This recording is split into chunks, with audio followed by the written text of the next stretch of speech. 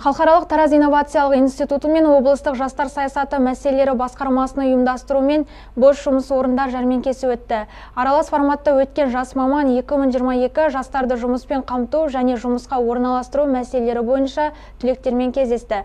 Бағдарламаны түсіндірді. Толығырақ тілші толықтырады. Атаулы іс-шарада Тараз қалалық әкімдігінің жұмыспен қамту орталығының өкілдері мен облыстық білім басқармасы, Атамекен кәсіпкерлік ұлттық палатасы, Жас отан жастар қанаты төрағасының басшылары төбе көрсетті. 30-дан аса мекеме өкілдері қатысты. Енді соңғы жылдары біз осы мамандар дайындауға байланысты өзіміздің бағытымызды өзгерте бастадық. Өйткені Қазақстанның дамуына байланысты қазіргі уақытта мынау ауыл шаруашылық мамандарын ашу, техникалық мамандықтарды ашу, соларды көбейту, өйткені мамандарға деген сұраныс өте көп соңғы жылдары. Осыған байланысты осы соңғы 4-5 жылдың ішінде біз 7-8 жаңағы білім беру бағдарламаларын ашып үлгердік. Институтта бітірушілерді жұмыспен қамту бойынша 2020-2025 жылдарға 7 бағыттан тұратын жол картасы бекітілген. Негізгі бағыттары өңірдегі жұмыс берушілермен байланысты орнату, Жамбыл облысының жұмыспен қамту орталығына тіркелген бітірушілерге қолдау көрсетіп біліктілікті жоғарылату, курстарын ұйымдастыруды көздейді. Жұмыс берушілерді тиісті ақпаратпен қамтамасыз етуге бағытталған. 160-тан астам мекемелермен біз келісіп шартқа отырғанбыз. Олардың көпшіліктері біздің бітірушілермен тығыз байланыста. Оларға деген сұраныс, бітірушілерге байланысты сұраныстар қазірдің өзінде келіп түсіп жатыр. Бүгінгі шараның барысында солардың біраз бөлігімен келісімшарт жасалынады.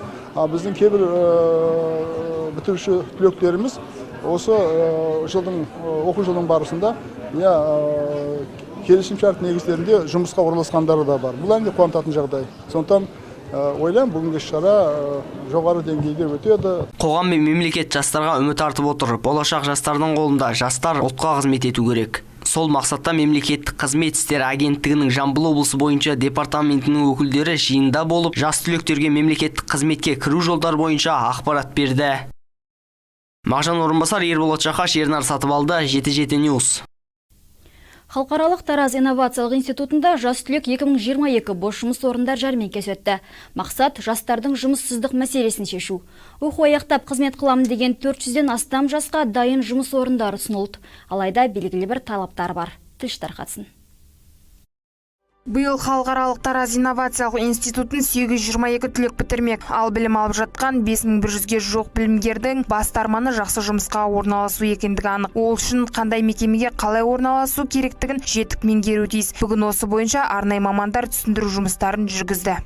Барлық жоғары оқу орындарында, білім беру мекемелерінде мамандар дайындау мәселесіне ерекше қатты көңіл бөлінуде. Мұндай жұмыстар Қазақстанның барлық жоғары оқу орындары, соның ішінде біздің халықаралық Тараз инновациялық институтында стратегиялық даму жоспарларына сәйкес, бітірушілерді жұмысқа орналастыру жөніндегі жол картасына сәйкес көптеген жұмыстар жүргізілуде. Мәселе біздің өзіміздің университеттің стратегиялық дамуына байланысты, бітірушілерді жұмысқа орналастыру жөніндегі жол картасына байланысты бұл 1 жыл бойы жүргізіліп отырады. Дәл қазіргі уақытта мен Жамбыл атындағы 5-ші мектеп гимназиясына практиканы өтіп жүрмін.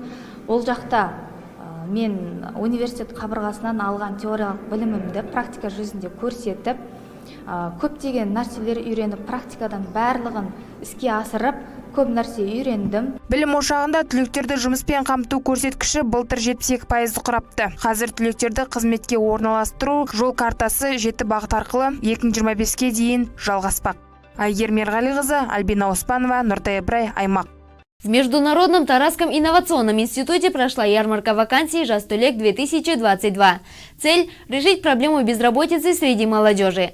Для выпускников было предоставлено более 400 рабочих мест, однако существуют определенные требования. В этом году Международный Таразский инновационный институт планирует окончить 822 выпускника. Конечно же, главная цель каждого студента – найти хорошую работу. Для этого необходимо освоить способ размещения в каком-либо учреждении. По этому поводу сегодня специалисты провели разъяснительную работу.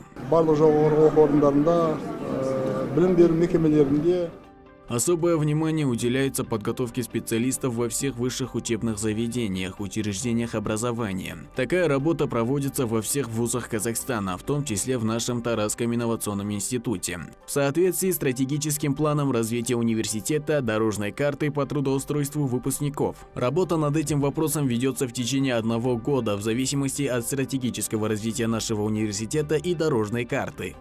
Дәл қазіргі уақытта мен Жамбыл атындағы 5-ші мектеп гимназиясына практиканы өтіп. В настоящее время прохожу практику в школе-гимназии номер 5 имени Жамбыла. Там я показала свои теоретические знания, полученные в стенах университета. На практике многому научилась.